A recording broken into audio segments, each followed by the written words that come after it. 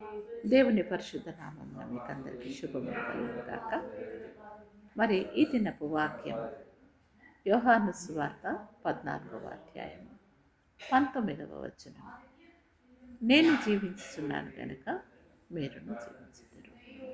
ఈ యొక్క వాక్యంలో మనం చూసినప్పుడు మరి దేవుడు మనతో అంటున్నాడు, I'm living, you to will live.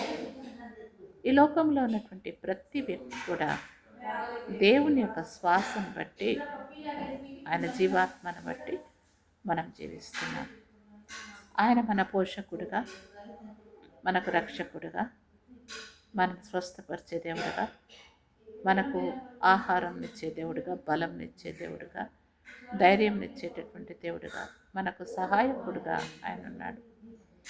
నువ్వు ఏ దేశంలోకి వెళ్ళినా, ఏ రాష్ట్రంలో ఉన్నా, ఎటువంటి స్థితిలో ఉన్నా, నీవు చీకటిలో కూర్చొని కన్నీరు కారుతున్నా, భయములో ఉన్నా, చింతలో ఉన్నా, కృంగి ఉన్నా, రోగముతో ఉన్నా, నిస్సాయ స్థితిలో ఉన్నా, నేను ఆదరించేటటువంటి వారు ఎవరు లేకున్నా, నీకు నిరుద్యోగం ఉన్నా, నీకు అప్పులున్నా, నీకు గృహంలో కుటుంబ సమస్యలున్నా, లేదా నీ యొక్క చదువులో సమస్యలున్నా, నువ్వు ఎటువంటి స్థితిలో ఉన్నా, అయ్యో మరి నేను పాస్ కాలేదు కదా, నేను ఎట్లా బ్రతుకుతాను, అయ్యో నాకు జాబ్ లేదు కదా, నేను ఎట్లా బ్రతుకుతాను, అయ్యో నాకు ఇల్లు లేదు కదా, నేను ఎట్లా బ్రతుకుతాను, నేను పెద్దదాన్ని అయిపోయాను కదా, నేను ఎలా బ్రతుకుతాను అని ఎటువంటి చింత మీరు పెట్టుకోవద్దు.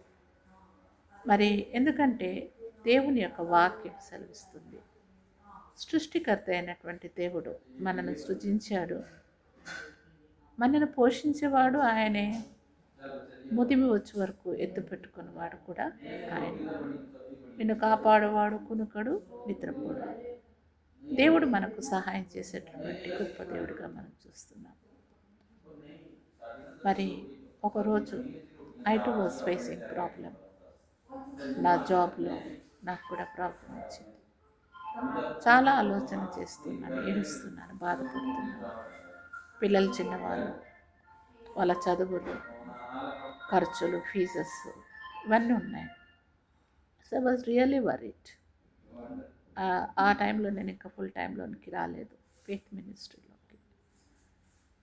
అప్పుడు I was worried and no one can help us in this world.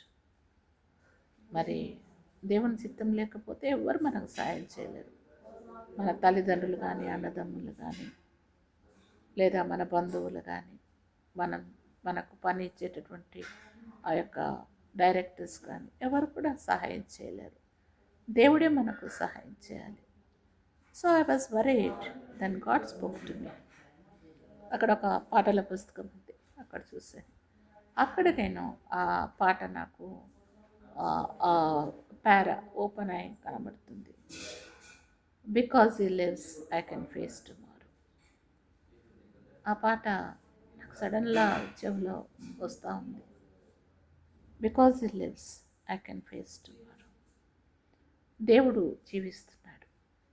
ఎలా జీవించాలి ప్రభా, ఎలా చేయాలి?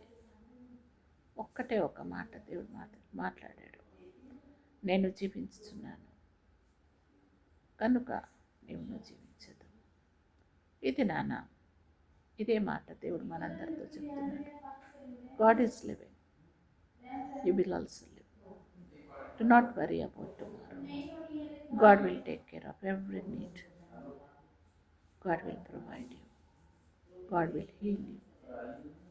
And whatever you lost in your life, ఏమైతే పోగొట్టుకున్నావో ఆయన మళ్ళీ తిరిగి ఇచ్చుటకు సమర్థుడు.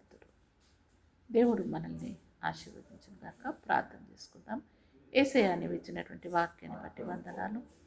ఈ వాక్యం ద్వారా ఎవరైతే మరి వింటున్నారో, ఎవరు వినవలసి ఉన్నదో వారిని మీరు తట్టండి, ముట్టండి, మాట్లాడండి, బలపరచండి, సహాయం చేసి జీవింపచేయండి.